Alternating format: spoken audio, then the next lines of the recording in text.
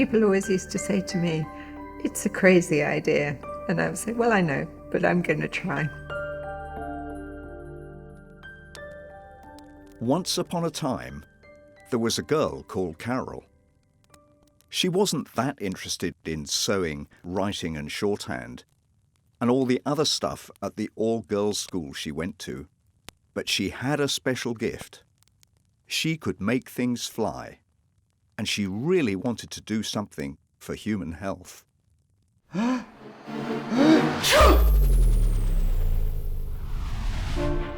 wanted to be able to look at the molecules that my colleagues were making, and the way to do this was to put them into the mass spectrometer.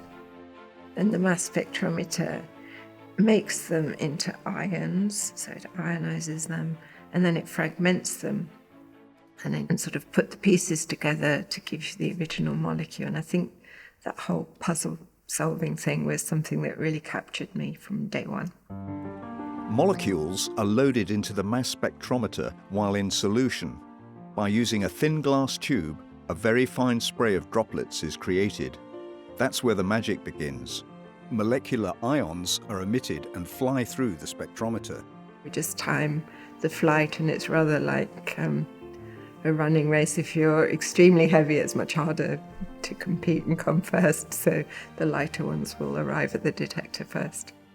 Over 2 decades, Carol Robertson has been one of the main driving forces behind developing mass spectrometry as a measurement technique for analyzing small molecules to measuring some of the large macromolecules that interact and decide function in our body. And for this, she's awarded the 2019 Novozymes Prize. Carol Robertson ending up as the first woman professor of chemistry at Oxford was not a given. Her journey was quite unusual. After leaving school at 16, she joined Pfizer as a technician. I worked at Pfizer because I knew that I had to be able to get there and back on my own, and I didn't drive at that stage of so I could catch a bus and go to Pfizer. I do remember the interview thinking, I have no idea what I'm coming for. Carol soon found out she was in her element when she got to the mass spectrometry lab. Most of the other techniques, you would walk up and put your sample in and then interpret the results. But with mass spectrometry, it was very much get your hands dirty, pull it apart, and have a few electric shocks along the way. She also started writing in a notebook. One day, one of her supervisors started reading it. "Oh, this is really good. You should have gone to university." And I said, "Oh, well, it doesn't matter, I'm happy what I'm doing." And then he said, "Well, it's not too late. You could still go to college."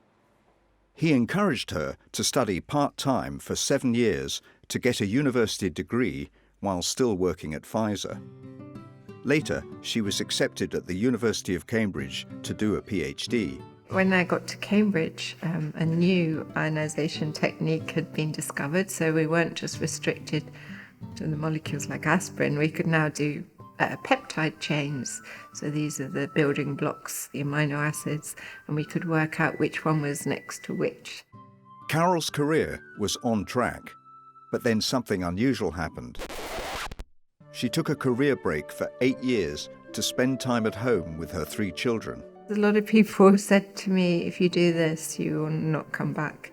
And I remember thinking, well, that's not very good of science if they can't be a bit forgiving and give people a career break. So I remember thinking, well, if they don't take me back, I'll just do something else, because I'm not going to be held to ransom like that.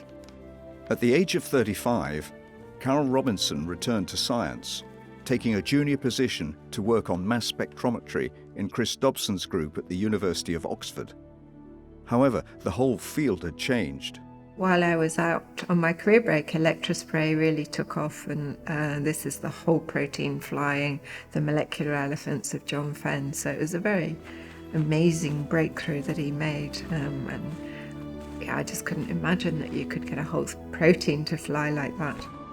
Although Fenn got the very large protein molecules to fly, Carol Robertson wanted more, much more. She wanted to use the mass spectrometer to determine the very shape of the protein. She got a crazy idea. if she could spray paint the molecules, she could separate them on the basis of how much paint they were covered by. So you imagine if it's an unfolded protein, a lot of paint required to coat. If you have a coiled protein, just the surface would be spray painted. And they would weigh differently because deuterium, of course, is heavier than a proton. So I could tell unfolded, heavier than folded. This method meant that Carol could determine the folding state of a protein. Carol Robinson's scientific colleagues thought she was crazy.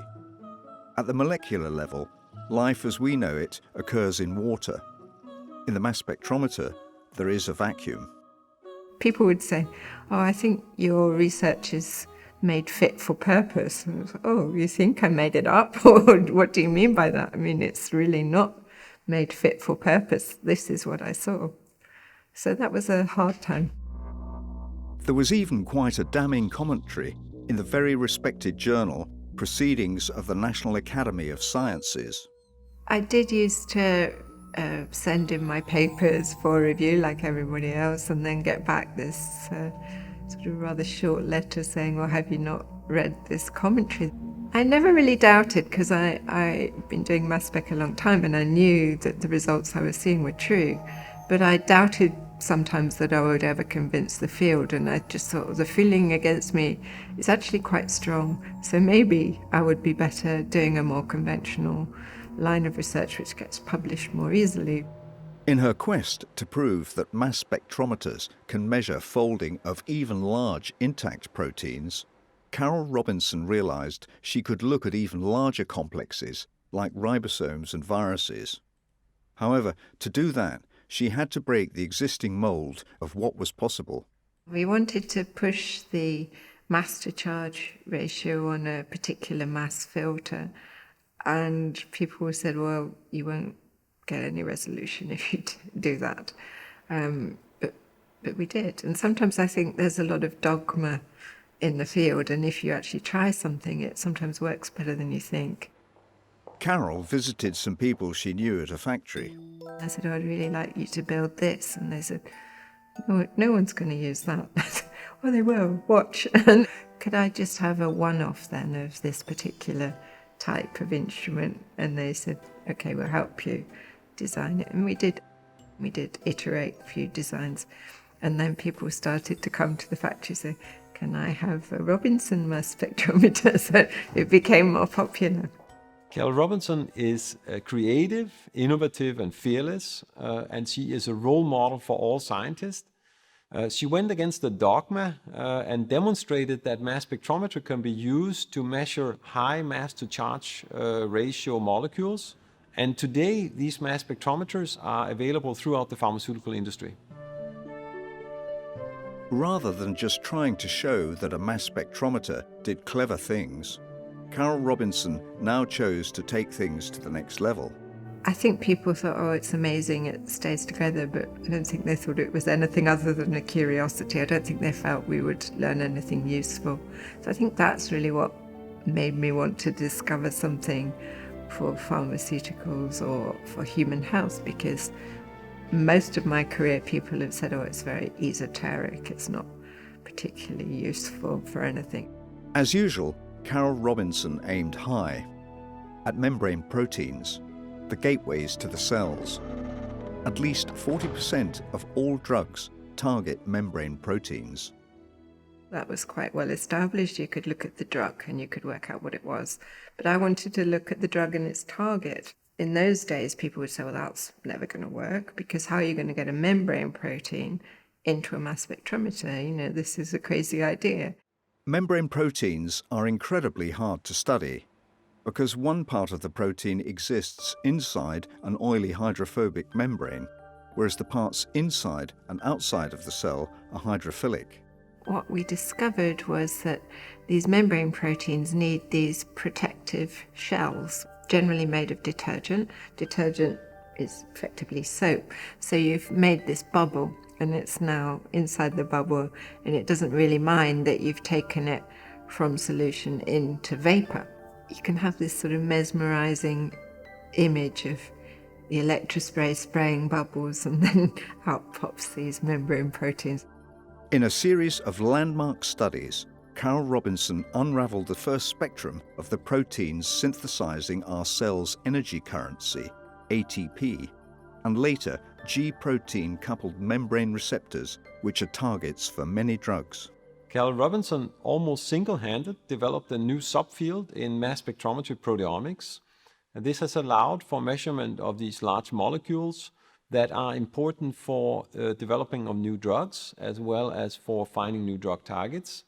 This has opened up for a number of new innovations in biotechnology, and for these reasons, she's a very worthy recipient of the 2019 Novozymes Prize. I always used to think, before I became a scientist, that you had to be some sort of a genius to be a scientist, and I just think there's a lot of people out there like me who just like to create things, like to imagine what's going on in different scenarios, and so I think anyone can really have this career. Don't think you need to be the top of a particular class or table or anything like that. I just think you need to be passionate about what you're doing.